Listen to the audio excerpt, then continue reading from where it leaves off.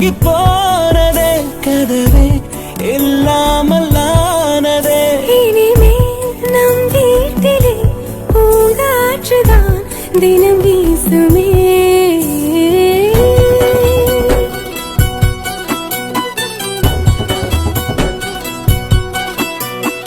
ஒரு பாதி கதவு நீயடி, மறு பாதி கதவு நானடி.